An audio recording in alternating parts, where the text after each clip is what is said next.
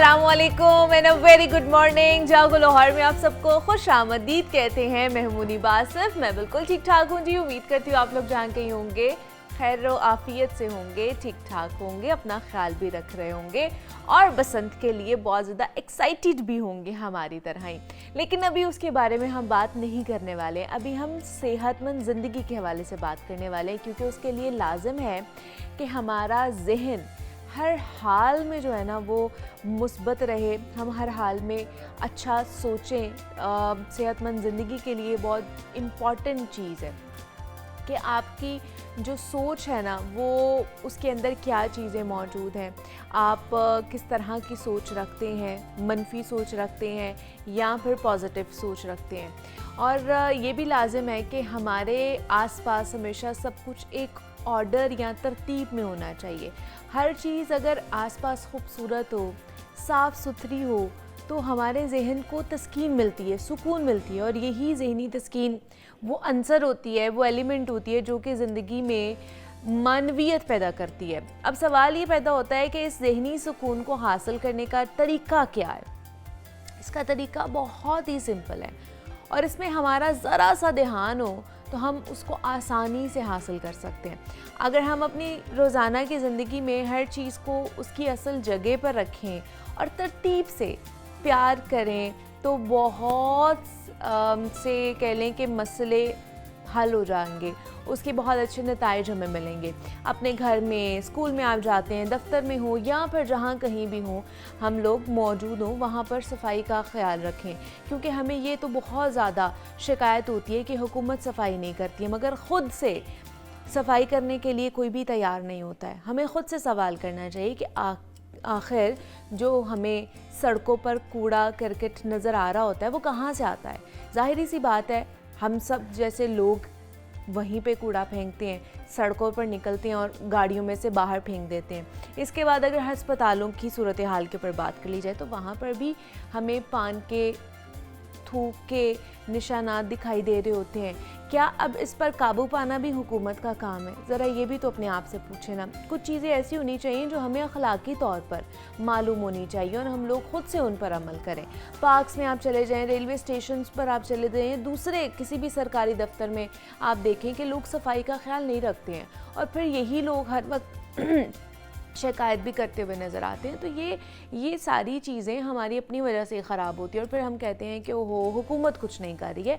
हुकूमत कर रही होती है, लेकिन उनके साथ साथ हमने भी तो करना है ना, हमारी भी कोई ज़िम्मेदारी बनती है, कोई सिविल रिस्पॉन्सिबिलिटी हमारी भी है कि नहीं है। एक मुआशरे के तहत मुआशरे में रह रहे हैं तो उसके अंदर रहने के भी कुछ तौर अतवार होते हैं। जैसे हम घर में रह रहे होते हैं, उसकी सफाई का ख्याल रखते हैं, इसी तरह अपने इर्द गिर्द के माहौल का ख्याल रखें, सफाई सुथराई का ख्याल रखें। जहाँ पर आप जाते हैं वहाँ पर भी उसी तरीके से रहें जिस तरह आप घर में रहते हैं। ठीक है, तो ये चीज़ें बहुत ज़रूरी हैं। तो ये आज का हमारा पैगाम था और अभी हमने आगे बढ़ना है। जनाब अभी कुछ बात कर लेते हैं वर्ल्ड कप के हवाले से, और जिसकी गूंज ना इस वक्त पूरे भारत में भी गूंज रही है। और हम तो परेशान है ही थे कि पता नहीं क्या होगा, क्या फ़ैसला लिया जाएगा कि वर्ल्ड कप में हमने शिरकत करनी है कि नहीं करनी है। लेकिन अब फ़ैसला ये लिया गया है कि जनाब पाकिस्तान जो है वर्ल्ड कप में जो आने वाला है कुछ ही देर बाद, उसमें शिरकत करेगा। लेकिन कुछ टर्म्स एंड कंडीशंस हैं जो लगाई गई हैं पाकिस्तानी टीम की तरफ से। वो ये हैं कि जनाब पाकिस्तान भारत के साथ नहीं खेलेंगे मैचेस, जो भी मैचेस होंगे वो भारत के साथ नहीं खेलेगा। अब इसका आउटकम क्या होगा, इसका इम्पैक्ट क्या होगा? जो इतना कहते हैं कि शायकीन क्रिकेट पूरी दुनिया जो है पाक और भारत का टाकरा देखती है, उसका इम्पैक्ट क्या होगा, कितना नुकसान पहुंचेगा भारत जो कह लें कि टीम को, यहाँ पर पूरा इम्पैक्ट होगा।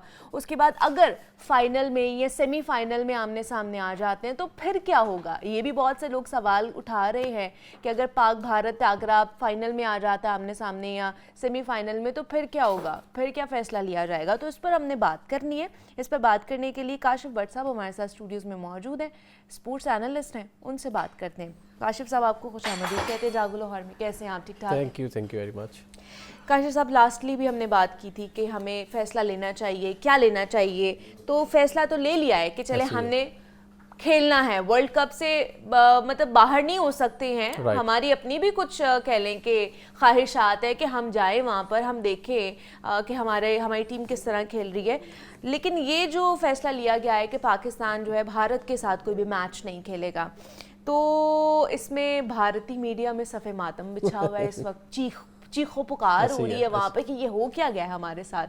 एक तो हमने उधर खेलने से इनकार किया है, और दूसरा कह लें कि उनको अब यह है ना कि पूरी दुनिया में कि क्या होने वाला है, वो हम उधर भी नहीं खेल रहे हैं, उधर जा भी नहीं रहे हैं इंडिया, और दूसरा उनके साथ मैच भी नहीं खेल रहे हैं। ऐसी है, बिल्कुल। तो इसका क्या इम्पैक्ट आ रहा है पूरी दुनिया में भारतीय वो सारे प्रोपेगेंडा के आगे?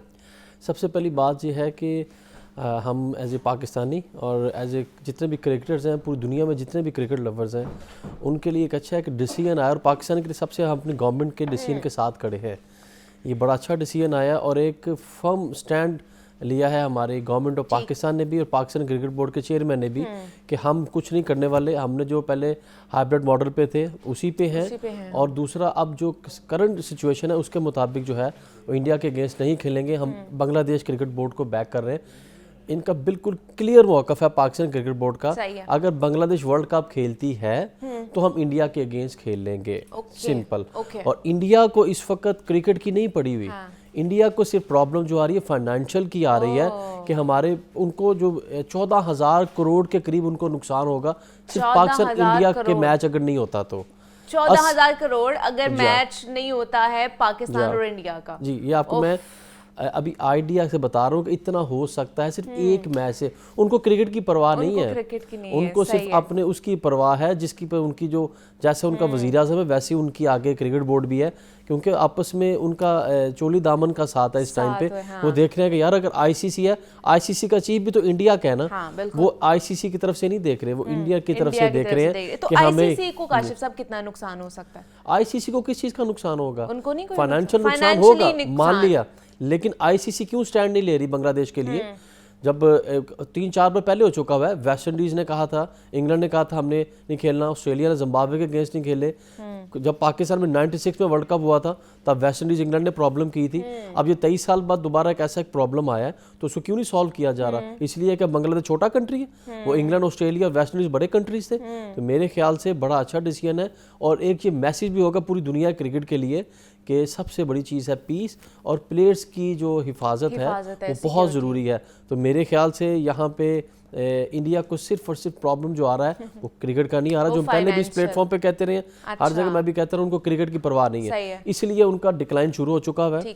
जो उनकी लीग है इसी के सर पे पूरी दुनिया क्रिकेटर्स को बुलाते थे, डबल ट्रिपल टाइम पैसे देते थे तो वो खुशी से आते थे। अब वो काम खत्म हो चुका है क्योंकि उन्होंने भी देखा, और आपको आज रात 12 बजे के बाद भी कन्फर्म हो जाएगा, इंग्लैंड और ऑस्ट्रेलिया ने भी कह दिया कि वहाँ पे नीपा वायरस है, अगर उसका रेशो 70% से ऊपर चला जाता है 75% से, तो they have already said we are not coming to play world cup in India.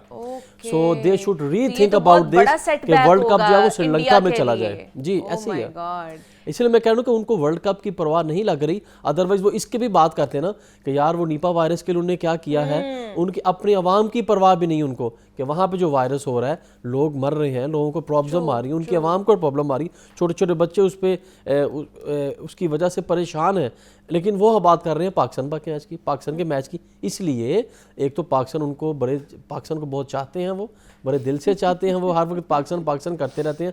और जिस तरह आपने कहा सफ़े मातम बिछा हुआ है, वो सिर्फ पैसों का बिछा हुआ है, क्रिकेट का नहीं बिछा हुआ। यहाँ पे आईसीसी को भी होश के नाखून लेने चाहिए, नहीं तो कि क्रिकेट की जीत होनी चाहिए। आपने कहा कि इंडिया में अगर हम मैच नहीं खेलते तो उन्हें 14,000 करोड़ का नुकसान होगा।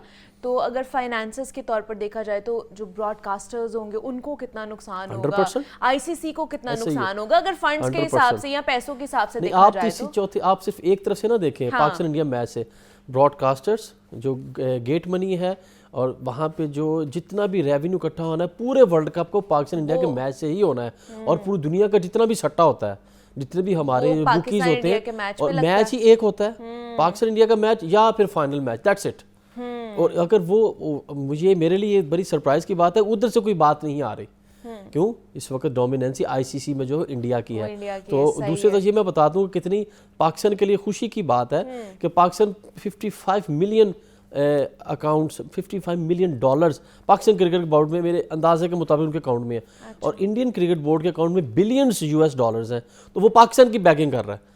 दे are talking about Pakistan, they are each and everything is Pakistan. Pakistan को आ जाए, उसको कह रहा है, उसको कह रहा है। हाँ, जहाँ पे मैं बात इस प्लेटफॉर्म पे जैसे काफ़ी अरसे से जो प्रेडिक्ट मैं करता हूँ as a student of cricket, मुझे लग रहा है कि 5 फरवरी के बाद यौम कश्मीर के बाद मेरे ख्याल से कहीं ना कहीं सॉफ्ट कॉर्नर इंडिया दिखाएगा, मिन्नतें तरले करेगा, कोई ऐसी चीज़ पाकिस्तान को ऑफर करेगा कि अपना पाकिस्तान कहेगा चल देखने सोचने की करना है।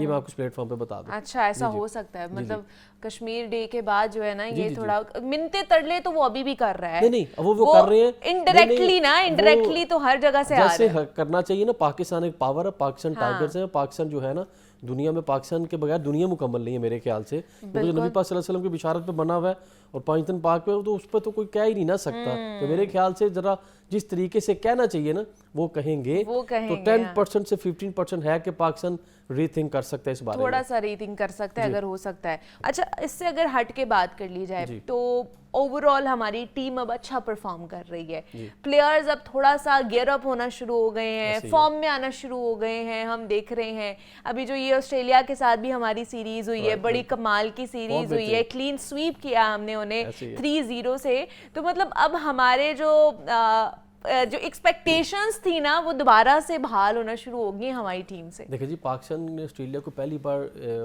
क्लीन स्वीप किया। हाँ जी, अपनी ही कंट्री में। लेकिन यहाँ पे इनको ये मान लिया विनिंग ट्रैक पे आ गए, लेकिन यहाँ पे थोड़ा सोचना पड़ेगा। श्रीलंका में पिच थोड़ा डिफरेंट है। अच्छा, वहाँ पे स्पिन ट्रैक है। इनको अब रोटेशन पॉलिसी खत्म कर देनी चाहिए। सही है। क्योंकि पाकिस्तान अगर सारा साल तैयारी करते हैं वर्ल्ड कप के लिए, चैंपियंस ट्रॉफी और एशिया कप के लिए करते हैं। अब वर्ल्ड कप आ चुका है, अब ये रोटेशन पॉलिसी में क्या, अगर उसने कर ली उसको खिला लो, उसको खिला ली, प्रॉपर स्ट्रॉन्ग प्लेइंग 11 के साथ जाएं और मिडिल ऑर्डर स्ट्रॉन्ग करके जाएं। फिर पाकिस्तान विनिंग ट्रैक पे आ गया हुआ है, तो फिर ये हो जाएगा कि आपको आइडिया होगा कि ये स्ट्रॉन्ग 11 खेल रही है, हमारा बेंच जो है वो स्ट्रेंथ है बेंच में, जिसकी वजह से दूसरी टीम को मैसेज आ जाएगा कि यार ये नहीं, तो इनके पास बैकअप बहुत अच्छा है। तो प्रॉपर प्लेइंग 11 के साथ जाएं, रोटेशन पॉलिसी खत्म कर दें। अभी जो हमारी टीम गई है श्रीलंका खेलने के लिए, आपको लग रहा है वो अच्छी टीम गई है ना, बेहतरीन बात गई करना है? बनता ही नहीं, क्योंकि इस वक्त पॉजिटिव है। जो चले गए कार आया, मेहमान हंस के भी खुआना, रो के भी खुआना, आते गया, अनाउंस तो हो गई है। तो बस कहें ऑल द बेस्ट, पाकिस्तान का नाम करें, अपना नाम करें, वर्ल्ड कप कर लेके। बिल्कुल ऐसे ही है कि यहाँ पर आप इतना अच्छा प्ले करके गए हैं, अब श्रीलंका में भी अच्छा प्ले करें और आगे वर्ल्ड कप की भी तैयारी करें और होप फॉर द बेस्ट के क्या होने वाला है वर्ल्ड कप का। लेकिन अभी तक तो हम इस फर्म डिसीजन पर स्टैंड कर रहे हैं कि जनाब हमने अगेंस्ट जो इंडिया है उसके मैचेस नहीं खेलने हैं। उस पर हम बात कर रहे थे। काशिफ भट्ट साहब हमारे साथ मौजूद है। काशिफ साहब बहुत शुक्रिया, थैंक यू कि आप आए। ब्रेक लेते हैं, हम यहाँ पर मिलते हैं इस ब्रेक के बाद।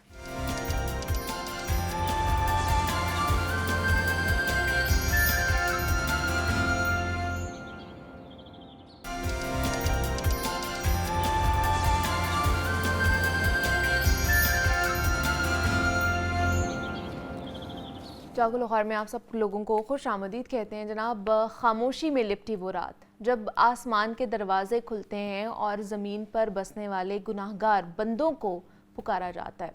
ये सिर्फ इबादत की रात नहीं है, ये खुद से सच बोलने की रात है।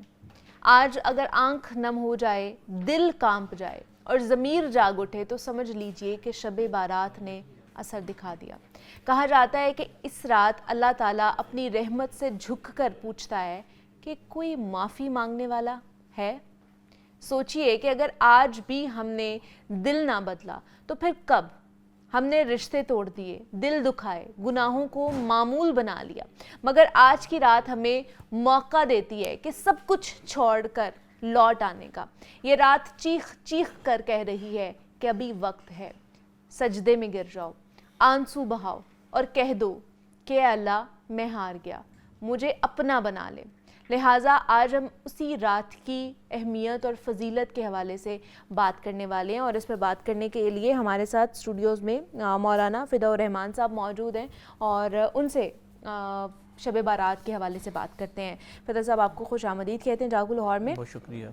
फ़िदा साहब, ये रात आने वाली है, शब बारात जिसको कहते हैं, इसकी अहमियत और फजीलत के हवाले से सबसे पहले बताइएगा हमें। बिस्मिल्लाहिर्रहमानिर्रहीम। हामीम वल किताबिल मुबीन इन्ना अंज़लनाहु फ़ी लैलतिन मुबारका इन्ना कुन्ना मुंदिरीन। शुक्रगुज़ार हूँ आपने मुझे इस मुबारक रात की अहमियत और फजीलत बयान करने के लिए मदऊ फरमाया है। जज़ाकुमुल्लाहु खैरन। देखें, एक है लैलतुल क़द्र है कुरान करीम में जिसका ज़िक्र हमें मिलता है, और एक ये शाबानुल मुअज़्ज़म की 15वीं शब है। इसकी फ़जीलत भी अहादीस में हमें मिलती है। सरकार दो आलम सल्लल्लाहु अलैहि वसल्लम ने हज़रत अम्मा आयशा सिद्दीक़ा रज़ियल्लाहु ताला अन्हा से पूछा, या आयशा हल तदरीना मिन हादिहिल लैला, इस रात के बारे में जानती हो? माफ़ी हा या रसूलल्लाह।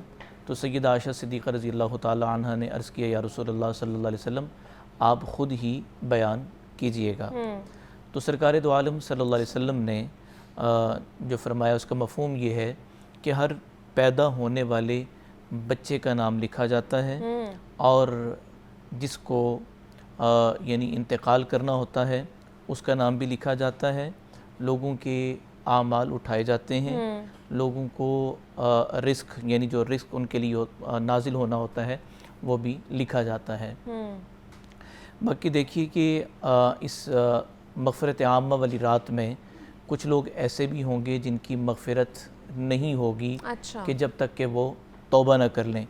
तो तौबा का मतलब ये होता है कि जो हुकूक आदमी के ज़िम्मे हैं उन हुकूक के जो मुस्तहिक लोग हैं उन तक उनको पहुंचाना। और हुकूक की दो किस्में हैं, एक है खालिक का हक़ और एक है उसके बंदों का हक़। खालिक का हक़ यानी जो इबादत में कमी कोताही हुई, नमाज़ें नहीं पढ़ी और उन नमाज़ों की तलाफ़ी करना, रोज़े नहीं रखे उनकी तलाफ़ी करना, हज नहीं किया उसको अदा करना।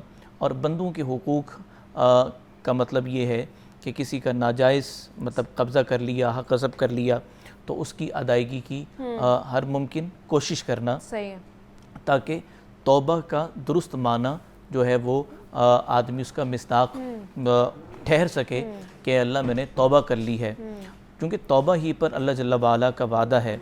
बाकी इस मग़फ़िरत आम्मा वाली रात के हवाले से हमारे माशरे में अफ़रात व तफ़रीत बहुत ज़्यादा पाई जाती है। एक सोच ये है कि इस रात की फ़जीलत है ही नहीं है, और एक ये है कि इस रात को रमज़ानुल मुक़द्दस की शब क़द्र से भी ज़्यादा बढ़ा चढ़ा कर बयान किया जाता है। और कुछ ऐसी चीज़ें हैं रस्मन और रिवाजन सोसाइटी में आ गई हैं कि इस रात की जो अफादियत और अहमियत थी वो उन रस्मों और रिवाजों के अंदर कहीं पीछे चली गई। रस्म और रिवाज वो ज़्यादा नज़र आ रहे होते हैं। मसलन की बात है कि हमारे जो सोसाइटी में इस वक्त इसका तसव्वुर है कि वो ये है कि मीठे पकवान बनाए जाएंगे, खाए जाएंगे, और फिर इसी तरह से पटाखों का भी एक ज़माना था कि पटाखा कल्चर उसको इसके साथ जोड़ा जाता था। तो ऐसा तसव्वुर दुरुस्त नहीं है। बस अल्लाह जल्ला वाला कि हाँ आदमी को अल्लाह ताला ने अगर मौका दिया है तो वो रात यानी जाग कर अपने गुनाहों की माफ़ी मांगे, क्योंकि हदीस में आता है कि कोई है मग़फ़िरत तलब करने वाला, कोई है रिस्क तलब करने वाला, कोई है मुसीबत में मुब्तला, उससे खुलासी की दुआ मांगने वाला। अल्लाह जल्ला वाला आसमान दुनिया पर आकर ये ऐलान करते हैं और उस बंदे की दुआ को कबूल किया जाता है। तो बाकी इस रात के अंदर तो ऐसे कौन से ज़िक्र और अज़कार हैं जो किए जा सकते हैं, जी बड़ा अहम सवाल जो है, आपकी तौबा को मज़ीद कह लें कि मददगार साबित हो उस चीज़ के लिए? जी बिल्कुल। देखें, सबसे पहली बात यह कि इस्तिग़फ़ार कसरत से करना, और फिर इसके साथ साथ सलातु तस्बीह का एहतमाम करना। सलातु तस्बीह का एहतमाम का मतलब ये है कि इसमें 4 रकअतें एक सलाम के साथ पढ़ी जाएं, या 2-2 करके भी पढ़ी जा सकती हैं, और अपने गुनाहों की माफ़ी और अपनी हाजात को अल्लाह जल्ला वाला से पूरा करवाने की इल्तिजाएं करना। चूँकि जिन लोगों की बख्शिश नहीं होनी उसमें एक शिरक करने वाला वो शिरक एलानिया कर रहा है, खुफिया कर रहा है, माँ बाप का नाफरमान शख्स। ज़ाहिर सी बात है कि जो रिश्ते नाते मैंने तोड़े हैं उन रिश्तों को बरकरार करने के हवाले से भी मेरे अंदर जज्बे पैदा होने चाहिए कि भाई कहीं कोई ऐसी कोताही मुझसे सरजद हुई, अब मैं उस कोताही को ख़त्म करने की कोशिश करूं इस रात के हवाले से। क्योंकि इस रात में जब अल्लाह ने मग़फ़िरत आम्मा का वादा फ़रमाया है, बल्कि एक हदीस भी जहन में आई कि अल्लाह के नबी सल्लल्लाहु अलैहि वसल्लम का फ़रमान अक़दस जिसका मफ़हूम ये है कि अल्लाह जल्ला वाला इस रात में कबीले बनु कल्ब की बकरियों के बालों के बराबर जो है वो मग़फ़िरत फरमाता है। अब इतनी बड़ी तादाद में, और उसमें खुदा न खास्ता कि कुछ ऐसे यानी बुराई के आमाल अगर उसमें कोई शख्स मुब्तला है तो वो तो इस यानी फजीलत से मारूम रहा। तो लिहाजा आदमी को सबसे पहले कि तौबा और इस्तिग़फ़ार, अब इस्तिग़फ़ार के हवाले से जो अस्तग़फ़िरुल्लाह रब्बी मिन कुल्लि ज़ंबिन व अतूबु इलैहि ये अल्फाज से भी दोहराना, फिर आदमी को साथ साथ रियलाइज़ यानी वो ख़ुद को करवाना कि मैं किन चीज़ों में मुब्तला हूँ, अब उनसे मैं तौबा करता हूँ, अल्लाह से माफ़ी चाहता हूँ कि ए मेरे रब, मेरी माफ़ी का जो है ना वो तूने वादा फरमाया है, मुझे मुआफ़ फरमा दे, मुझे मुआफ़ फरमा दे।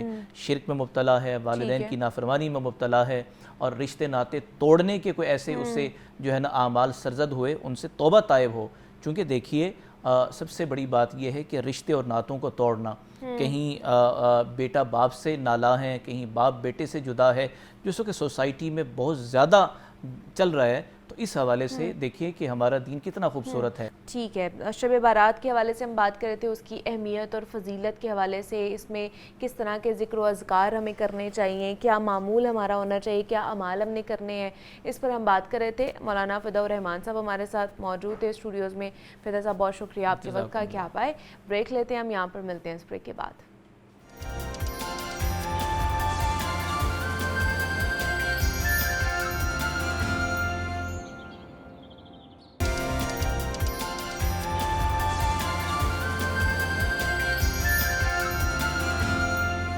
वेलकम बैक टू जागो लाहौर। जनाब, अब बहुत ही मज़ेदार रेसिपी जो है ना हमने आपके साथ शेयर करनी है, और उसके लिए एज़ यूजुअल हमारे साथ शेफ़ अली रज़ा मौजूद हैं, जो कि हमें आज बताने वाले हैं सिंगापुरियन राइस किस तरह अपने घर में बनाने हैं। बाहर तो हम खाते ही रहते हैं इस तरह के डिशेस, लेकिन क्योंकि आगे रमज़ान भी आने वाला है तो उसके लिए हमने सोचा कि क्यों ना आपको मज़ेदार सी रेसिपीज़ जो है ना आपके लिए लेकर आया जाए।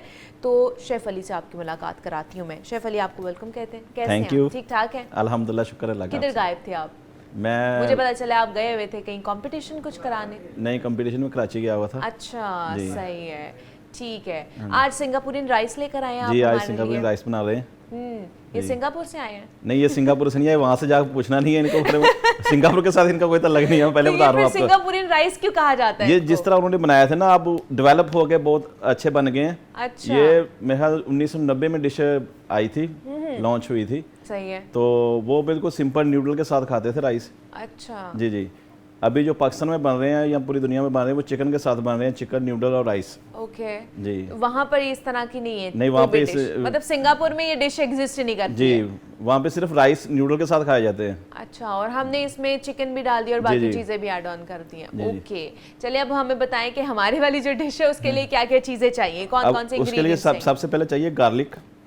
जो गार्लिक ऑयल में ना सोते ब्राउन करना है। जैसे ब्राउन ऑनियन करते हैं वैसे इसको करना ब्राउन। ठीक है, हमने ब्राउन करना है इसको। सही वाला ब्राउन करना है या लाइट ब्राउन करना है? सही वाला ब्राउन करना है। सही वाला ब्राउन करना है, ठीक है। इसको ब्राउन करने के बाद उसके बाद चिकन को बेक करना है। अच्छा, पहले सारी इंग्रेडिएंट्स लिस्ट बता दें ताकि देखने वाले जो है ना उसको नोट डाउन कर लें कि क्या क्या चीजें ऐड ऑन होंगी। इसमें सबसे पहले rice, boil rice, boil noodles, उसके बाद चिकन को अभी हम पकाएंगे, वो पकाएंगे, ठीक है। उसके बाद नूडल में जाएगी कैरेट और कैप्सिकम, ठीक है। और इसके लिए सबसे इसकी मेन इंग्रेडिएंट है इसकी सॉस बनानी, जिसमें जाएगी केचप, मायो, paprika powder, सराचा sauce, hot sauce. Okay, ठीक है। और इसकी क्वांटिटी जो है ना वो साथ साथ शेफ अली बता भी देंगे। और दूसरा ये कि आप लोग कितनी क्वांटिटी में घर पे बना रहे हैं कोई रेसिपी, उसके अकॉर्डिंगली फिर आपने उसको ऐड ऑन कर लेना है। अभी हम बेसिक चीज़ें जो है ना आपको बता रहे हैं। सिंगापुरियन राइस है, मतलब इसमें नूडल्स भी हैं और राइस भी है। जी, नूडल्स भी, राइस भी, चिकन भी है, मतलब आप उसको मिक्स करके खा सकते हैं। मतलब यूजुअली बहुत से लोग इस कॉम्बिनेशन को पसंद नहीं करते हैं, मतलब टू बी ऑनेस्ट मैं भी नहीं इस कॉम्बिनेशन को पसंद करती हूँ। यहाँ तो खाली नूडल्स खाए जाए या फिर खाली राइस और ग्रेवी खाई जाए। ये जो नूडल्स और राइस वाला कॉम्बिनेशन है ये मुझे पसंद नहीं आता। मैंने कभी भी रेस्टोरेंट में जाके ये ट्राई नहीं किया, इसलिए पाकिस्तान में उसमें चिकन ऐड किया गया है। नहीं, मतलब मैं कहती हूँ कि ग्रेवी अलग हो, राइस अलग हो, नूडल्स अलग हो, जिनको आप अकेले अकेले खा लो। ये जो मिक्स करके है ना, ये मैंने आज तक ट्राई नहीं किया है। तो आज मैं ट्राई करूंगी शेफ़ अली के हाथ का बना हुआ कि ये किस तरह का बनाते हैं, और होता तो अच्छा ही है लेकिन मुझे ये कॉम्बिनेशन मज़े का नहीं लगता है, मतलब अच्छा नहीं लगता है, बस ऐसे ही।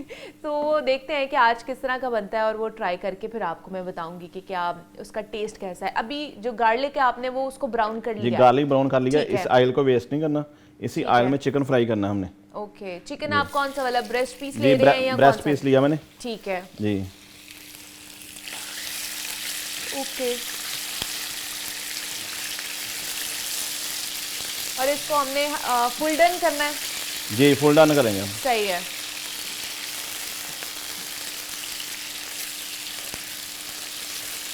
और आप लोग भी हमें कॉल कर सकते हैं अगर आपने कोई चीज़, कोई टिप पूछनी है, आगे रमज़ान आने वाले हैं, आप उससे रिलेटेड कोई चीज़ पूछना चाहते हैं कि जनाब चीज़ें किस तरह स्टोर करनी है या क्या करना है, किचन से रिलेटेड, खाने पीने से रिलेटेड कोई भी चीज़ आपने पूछनी है तो आप हमें कॉल भी कर सकते हैं। शेफ़ अली से हम आपकी बात भी करवाएंगे।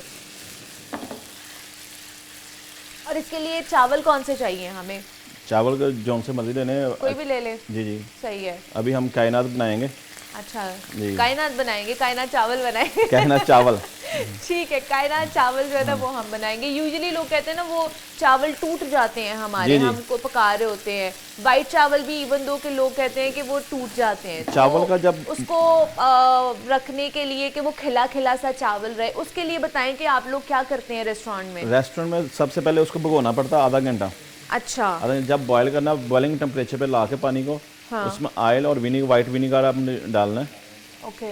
तो उसमें आप जब चावल डालेंगे, उसके में चावल में ना पंजाबी में कहते हैं एक कनी रह गई, हाँ हाँ, वो आपने छोड़नी। वो चावल जब आप हाथ पे रखेंगे ना, वो चावल में ना उसके पार्ट्स नजर आएंगे। हाँ बिल्कुल। वो लास्ट में जब एक दो पार्ट्स रह जाएं, उस टाइम आपने उसको उतार देना चावल मतलब को। एक कनी छोड़नी है? जी जी, एक ये कनी आप कह रहे छोड़नी हैं। है। ठीक है, हाँ जी। ओके। तो उसके बाद फिर वो जब वो एक कनी छोड़ देंगे, उसको आपने बाहर फैलाना, चावल को इकट्ठा नहीं जोड़ के रखना। अच्छा, सही है। पानी ड्रेन होगा उसमें से, तो उसमें फिर नहीं वो चावल टूटेंगे। ओके, जी। अब इसमें डालेंगे हम सराचा सॉस चिकन में।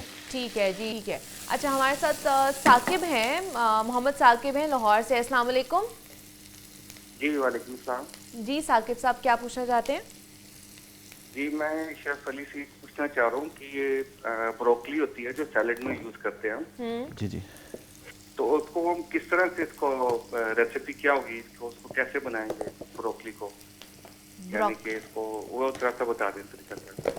ठीक है, उसको मतलब पकाएंगे किस तरह? मेरे ख्याल से वो कुछ रेसिपी पूछना चाह रहे हैं उसकी, ब्रोकली। हाँ, ब्रोकली की। बेसिकली ये आपने देखी होगी ग्रीन गोभी होती है। हाँ, इसको सबसे बेहतरीन तरीका होता है इसको ना ब्लांच करके सोते करके खाने का। ठीक है, अभी ये बता दें ब्लांच कैसे हाँ करनी? जी, और उसके मैं बताता हूँ। उसके बाद है ग्रिल।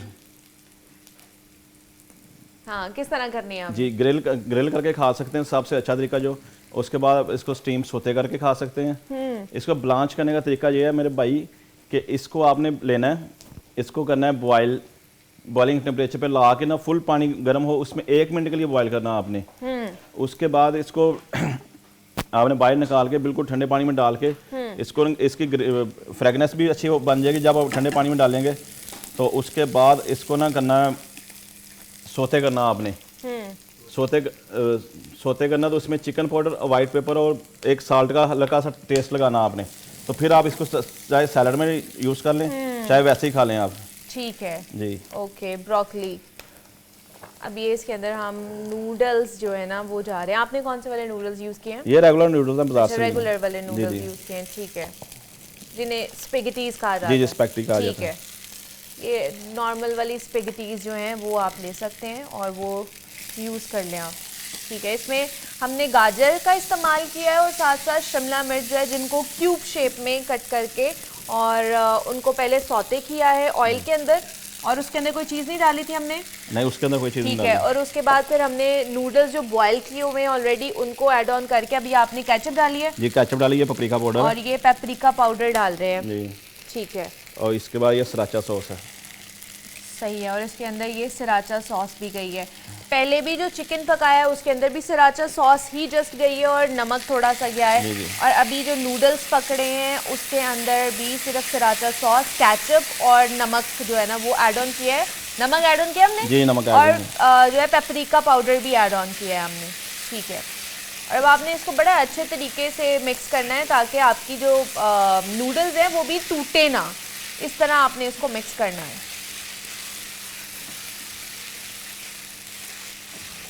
और जो सब्जियां हैं उनको इतना ज़्यादा भी नहीं पकाना है ना, जी, मतलब जी। थोड़ा क्रंच जी, रहेगा ना उसके अंदर, इसका क्रंचीपन नहीं खत्म होने हाँ। देना। बहुत ज़्यादा आपने उसको पका नहीं लेना है, पहले उनको हल्का सा आपने उसका जो क्रंच है ना वो बरकरार रहना चाहिए। सही है। आज जो है ना वो सिंगापुरियन राइस बना रहे हैं हम। चिकन ऑलरेडी हमारा बन चुका है और अभी जो नूडल्स हैं हमारे वो भी बन रहे हैं।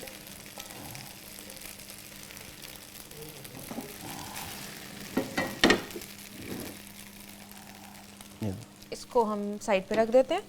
अब इस पर थोड़े से राइस गर्म करने हैं। ठीक है जी। इसमें ऑयल ज़्यादा यूज़ नहीं करना राइस में, क्योंकि ऑलरेडी हमने वो ऑयली है ना थोड़ा सा हमारा पैन, तो उसी के अंदर हम लोग राइस डाल लेंगे। सही है। ये वाइट राइस जो उबले हुए हम लोग घर में आराम से बना लेते हैं, वही वाले राइस आपने यूज़ करने हैं।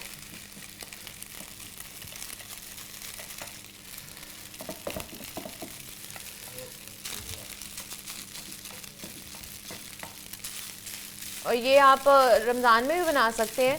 जितनी भी जी, हमने जी। रेसिपीज़ आपको यहाँ पर बनानी सिखाई हैं अभी तक, वो सारी रेसिपीज़ जो है ना वो आपको आराम से YouTube पर मिल जाएंगी, आपको Facebook पर मिल जाएंगी, हमारे पेज के ऊपर आप वहाँ पर जाके दोबारा से उसको देख सकते हैं, उसको डाउनलोड कर सकते हैं और ताकि आपको पता चले कि कितनी रेसिपीज़ हम ऑलरेडी बना चुके हैं और उनमें से आप लिस्ट डाउन करें कि आपने रमज़ान में कौन कौन सी जो चीज़ें हैं ना वो बनानी है। पहले से ही हमें तैयारी करके रखनी चाहिए, थोड़ी सी प्लानिंग कर लिया करें कि जनाब हमने ये चीज़ें, इस दिन ये बनेगा, इस दिन ये रेसिपी बनेगी, उसके इंग्रेडिएंट्स पहले ही मंगवा के रख लिए।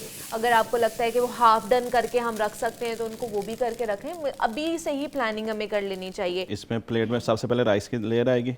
ठीक है जी। इसके बाद इसके ऊपर आएगा गार्लिक जो हमने सोते किया था।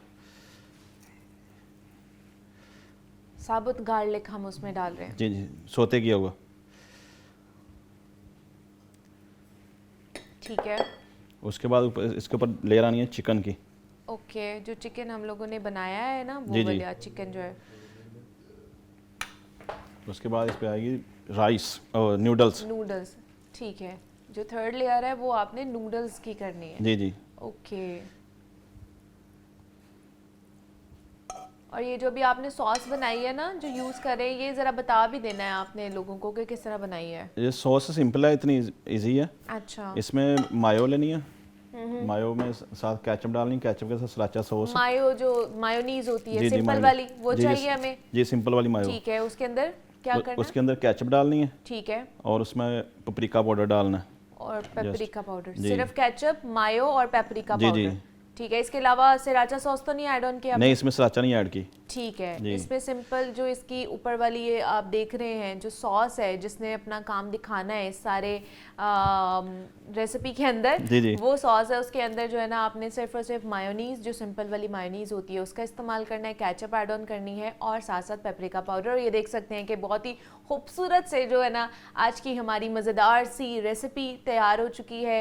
ये सिंगापुरियन राइस जो है ना वो शेफ़ अली ने बनाए हैं आप लोगों के लिए और बहुत ही मज़ेदार सी लग रही है उसकी प्रेजेंटेशन और लुक तो बहुत अच्छी लग रही है। और इसको मैं वैसे अभी मैंने चखा था वहाँ पर जो नूडल्स बने हुए थे ना वो चखे थे अभी मैंने, क्योंकि अभी असेंबल नहीं हुई थी सारी चीज़ें, तो वो तो मज़ेदार थे। अब मैं जब ये खाऊंगी तो मैं फिर बाद में आपको शेफ़ अली बताऊंगी Thank you. कि ये कितने मज़े के बने हैं। लुक अच्छी है तो इट मीन्स कि ये टेस्टी ही होंगे। तो शेफ़ अली हमारे साथ मौजूद थे। Chef Ali thank you so much कि आप आए Welcome. और आज की रेसिपी आपने हमारे साथ शेयर की है। यहाँ पे एक छोटी सी ब्रेक लेते हैं, मिलते हैं इस ब्रेक के बाद।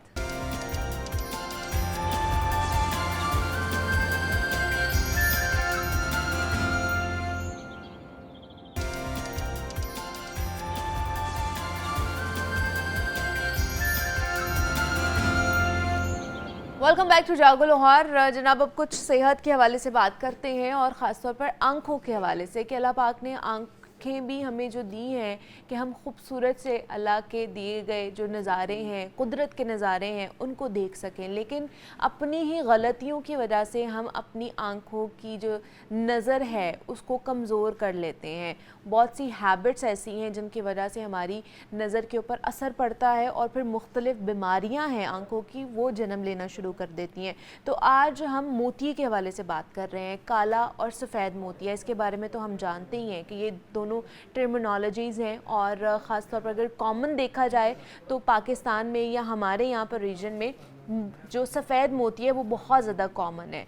तो कहा तो जाता है कि जैसे जैसे आपकी एज बढ़ती जाती है तो उसकी वजह से आपकी आँख में जो है ना वो सफ़ेद मोतिया उतर आता है। उसकी अंडरलाइन कॉजेज़ क्या हो सकती हैं, इसका इलाज क्या है, कितना ख़तरनाक हो सकता है, काले मोतिये के हवाले से भी हम बात करेंगे, उसके साइंस एंड सिम्टम्स क्या होते हैं और वजह क्या बनती है मोतिये की। तो इस पर बात करने के लिए डॉक्टर शर्मीन ने हमें ज्वाइन किया है आज के इस सेगमेंट में, जो कि आई स्पेशलिस्ट हैं। तो उनसे बात करते हैं। डॉक्टर शर्मीन, आपको वेलकम कहते हैं जागो लाहौर में। कैसी हैं? ठीक ठाक हैं? ठीक हूँ मैं। डॉक्टर शर्मीन, मोतिये के हवाले से हमने बात करनी है कि काला मोतिया या सफ़ेद मोतिया, ये दोनों एक ही चीज़ है या फिर डिफरेंट चीज़ें हैं, और होते क्यों हैं ये, हमें ये बताएं पहले। अच्छा, मोतिया दो तरह का होता है, काला मोतिया हाँ। और सफ़ेद मोतिया, लेकिन ये इंटायरली डिफरेंट डिजीज़ हैं। ओके। इनकी कॉजेज़ भी डिफरेंट है, मैकेनिज्म भी डिफरेंट है। जो कॉमनली ज़्यादातर प्रेजेंट होता है सोसाइटी में वो है सफ़ेद मोतिया, जिसको हम कैटरेक्ट भी कहते हैं। ठीक है। सफ़ेद मोतिया में ऐसे होता है कि हमारी आई का जो नेचुरल लेंस है वो फोगी हो जाता है, क्लाउडी हो जाता है। अब rays of light natural lens का काम होता है कि उसके ऊपर फॉल करती है और वो रेटिना तक लेके जाती है। अब आप समझें कि अगर लेंस ही फोगी हो गया, उसमें एक उपेक हो गया है, तो डेफिनेटली वो रेज ऑफ लाइट उस तरह से फॉल नहीं करेंगी, तो पेशेंट का मैसेज ही क्लियर रेटिना तक नहीं पहुंच रहा, तो हम उससे एक्सपेक्ट तो नहीं कर सकते कि उसको ठीक नज़र आए। तो ये तो था हमारा सफ़ेद मोतिया। अब इसकी मोस्ट कॉमन कॉज जो है वो एजिंग है, बिकॉज टाइम के साथ साथ, एज के साथ साथ जो नेचुरल लेंस होता है इसमें कुछ चेंजेस आ जाते हैं, इसमें डीनेचर होना शुरू हो जाती हैं, कुछ प्रोटीन्स होती हैं, तो उसमें ये कॉमनली एज के साथ प्रेजेंट करता है। लेकिन इसके अलावा ये बाय बर्थ भी हो सकता है, कंजेनिटल भी सफ़ेद मोतिया हो सकता है। अगर इंट्रायूट्राइन लाइफ में बच्चों को कोई इन्फेक्शन वगैरह हो गया है तो उस तरह से भी ये प्रेजेंट कर सकता है। फिर अगर आपको खुदा न खास्ता कोई चोट लग गई है, ट्रॉमा हो गया, तो उससे भी कैटरेक्ट हो सकता है। लेकिन जो कॉमन प्रेजेंटेशन है वो एज के साथ होती है। एज के साथ इसको रिलेट किया जाता है कि जैसे जैसे एज बढ़ती जाती है उसमें सफ़ेद मोतिया होने के चांसेस ज़्यादा होते हैं। अच्छा, अब ये बताएं कि जो काला मोतिया, हमने जैसे बात की कि सफ़ेद मोतिया ज़्यादा कॉमन है अगर पाकिस्तान में या हमारी सोसाइटी में देखा जाए, लेकिन काले मोतिये की क्या वजूहत है? थोड़ा सा एक ओवरव्यू ले लेते हैं इसका भी कि ये काला मोतिया क्या है, इसकी क्या वजूहत है जो होता है। अच्छा, जैसे हमने सफ़ेद मोतिया की बात की, ये तो लेंस की प्रॉब्लम है ना। हाँ। और ये कॉमन इसलिए क्योंकि एज के प्रोसेस के साथ साथ आती ही है, जैसे वाइटनिंग ऑफ हेयर है, रिंकलिंग ऑफ द स्किन है, तो इसमें ये कॉमन प्रेजेंटेशन है। ग्लोकोमा एक इंटायरली अलग डिजीज़ है। और आप समझें, आप जब ग्लोकोमा का, काला मोतिये के नाम सुने तो आपको थोड़ा सा परेशान हो जाना चाहिए। अच्छा, वो खतरनाक चीज़ है, क्योंकि काला जैसे नाम से ही पता चल रहा है कि आपकी दुनिया अंधेरी हो जानी है। अब इसमें क्या होता है कि हमारी एक होता है आई का प्रेशर, जैसे ब्लड प्रेशर होता है, आई में भी प्रेशर होता है, वो अगर मेंटेन ना हो रहा हो, आई का प्रेशर ज़्यादा हो जाए, तो उसको कहते हैं हम काला मोतिया होना शुरू हो गया। ठीक है। नेचुरली एक फ्लूइड है एक्वस ह्यूमर जो आई में रिलीज हो ही रहा होता है। अब eye ball is like a ball, अब उसमें एक फ्लूइड रिलीज हो रहा है, उसने रिलीज भी होना है, उसने ड्रेन भी होना है। तो टू सम एक्सटेंट इस तरह का मसला आ गया है कि जितना इंट्राओकुलर प्रेशर रिलीज नहीं हो पा रहा, जितनी प्रोडक्शन हो रही थी उतना उसका ड्रेनेज में कोई मसला आ रहा है। तो आप खुद देखें कि आंख के अंदर प्रेशर बढ़ जाएगा। ठीक है। जब आंख में प्रेशर बढ़ जाएगा तो वो जो है ऑप्टिक नर्व के ऊपर डैमेज कॉज करना शुरू हो जाता है। ऑप्टिक नर्व जो है हमारी आई से ब्रेन को कनेक्ट कर रही होती है, तो वहाँ पे उसने डैमेज कॉज करना शुरू कर देता है। और अनफॉर्चुनेटली ग्लोकोमा में, काला मोतिया में ये होता है कि वो डैमेज इरिवर्सिबल होती है। दैट्स वाई इट्स वेरी परेशानी वाली बात है, थ्रेटनिंग कंडीशन है, आपको विजिलेंट हो जाना चाहिए अगर किसी को काला मोतिया डायग्नोज हो गया तो। और ये भी क्या मतलब जैसे आपने कहा कि बर्थ पर भी आप देख सकते हैं कि कुछ बच्चे जो हैं वो पैदा ही सफ़ेद मोती के साथ होते हैं, तो क्या ऐसा हो सकता है कि काले मोती के साथ भी बच्चे पैदा हो जाएं? बच्चों में भी ये हो सकता है, लेकिन जो 40 इयर्स के बाद वाले लोग हैं ना, उसमें इसकी प्रेजेंटेशन ज़्यादा है।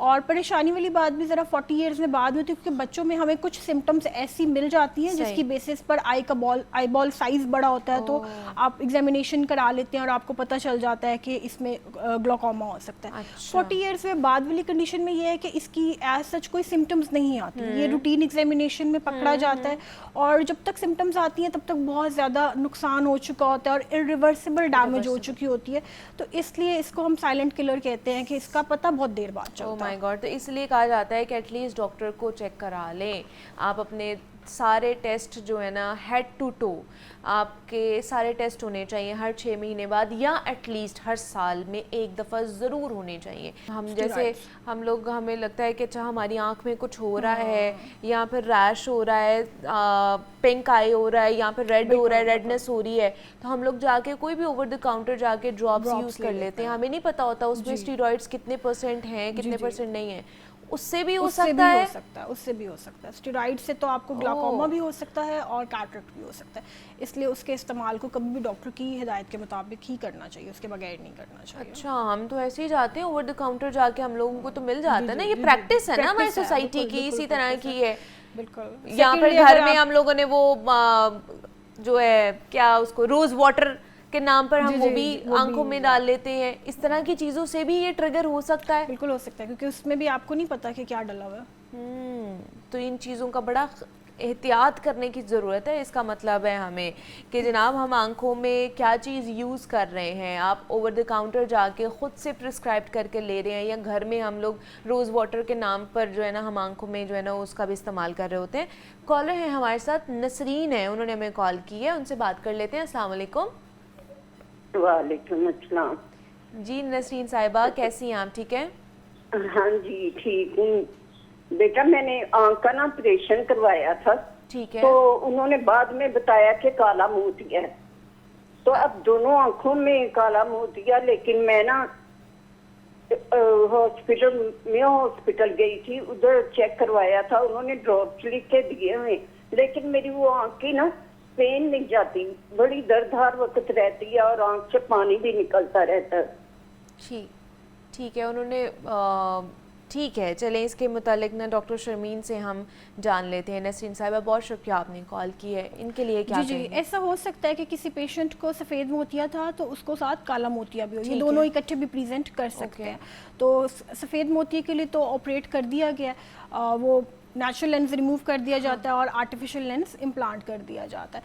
लेकिन जो काला मोतिया ना, ये आपने रोज़ मैनेज करना है। It's just like a blood pressure कि आपने रोज़ ड्रॉप्स डालने हैं, उस प्रेशर को डेली बेसिस पे आपने मैनेज करना होता है। तो इसकी दवाई कह लें कि एक दफ़ा स्टार्ट हो जाए ना तो वो फिर लंबे अरसे तक चलती है, तो प्रेशर मेंटेन करना होगा। अब जैसे इनका बताया उन्होंने कि उनको काला मोतिया है, तो और वो बहुत ज़्यादा दर्द रहती है, हाँ जी, तो वो इनको वो जो ड्रॉप्स लिखे गए ना वो ही मैनेज करेंगे इनको। सेकेंडली ये है कि अगर कैटरेक्ट का ऑपरेट बहुत रीसेंट हुआ है तो उसमें भी कुछ दिन बाद तक आपको दर्द और कह लें कि चुभन और इसका एहसास हो सकता है, वाटरिंग वगैरह का, तो वो सेटल डाउन होने में भी कुछ दिन लग जाते हैं। लेकिन मुझे लगता है शायद उनको सिर्फ काला मोतिया ही डायग्नोज हुआ है, तो उसमें सिर्फ अब ये ड्रॉप्स ही यूज़ करेंगे, उसका कोई ऑपरेट कोई और इलाज नहीं है? नहीं, इसके फर्स्ट लाइन ऑफ ट्रीटमेंट तो ड्रॉप्स होते हैं। अगर ड्रॉप्स से कह लें कि नहीं मैनेज हो रहा तो फिर वो आगे ऑपरेट की तरफ जाना पड़ता है। पहली कोशिश होती है कि ड्रॉप से सेटल डाउन हो जाए। अच्छा, सही है। और इसका भी इलाज ऑपरेशन ही है, काले मोतिये का भी ऑपरेशन है। हाँ जी, सही है, ठीक है। तो आप अपने डॉक्टर को ज़रूर जो है ना उससे कांटेक्ट में रहें, उससे बात करें, उन्हें बताएं कि क्या मसला हो रहा है, सही हो रहा है, नहीं हो रहा है, ये लाजमी राब्ता करना है आपने अपने डॉक्टर से।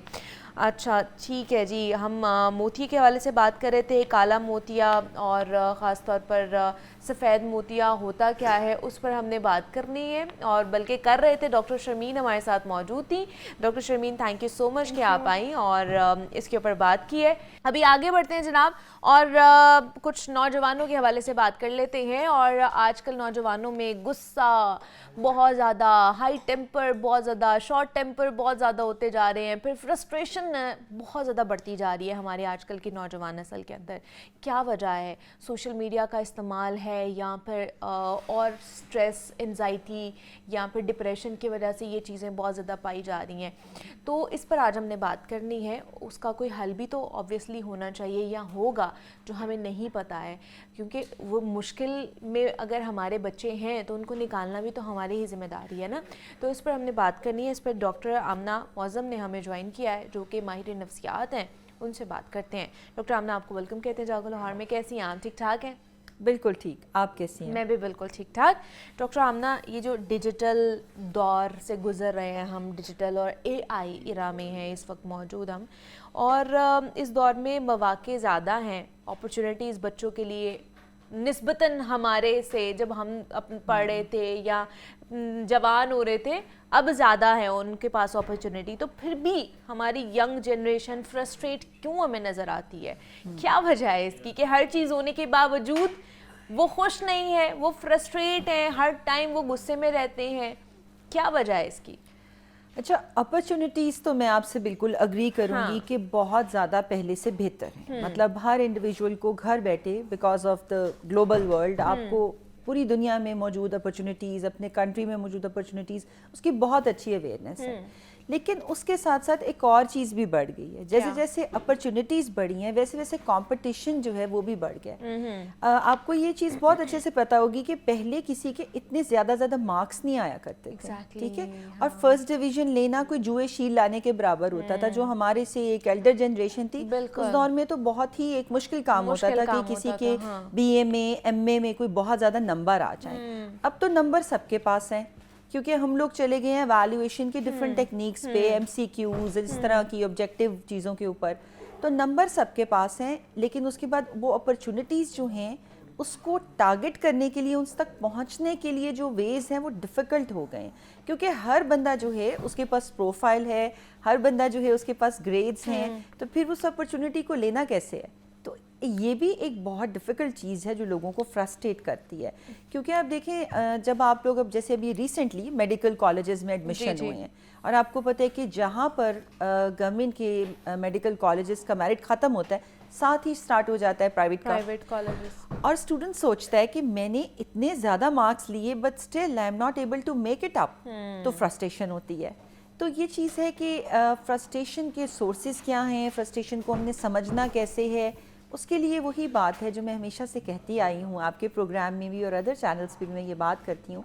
सबसे पहले ना हर इंसान को ना अपने ऊपर काम करने की ज़रूरत है। और फ्रस्ट्रेशन वो चीज़ है जो कि आपको एंगर की तरफ लेकर जाता है, और एंगर आपकी ज़िंदगी में बहुत सारे प्रॉब्लम्स क्रिएट करता है। फर्स्ट स्टेप, आपको जो इंसान हर वक्त इरिटेटेड नज़र आता है, उसकी ब्रीथिंग अपसेट होती है, छोटी छोटी सी बात के ऊपर वो फ़ौरन इंस्टेंट रिप्लाई करता है, वो फ्रस्ट्रेशन का पहला एक साइन। अच्छा।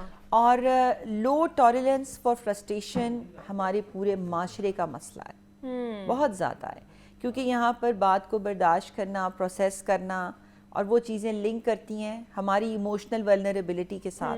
हमारे इमोशंस जो हैं उनको ना हम अंडरस्टैंड करते हैं ना प्रोसेस करते हैं।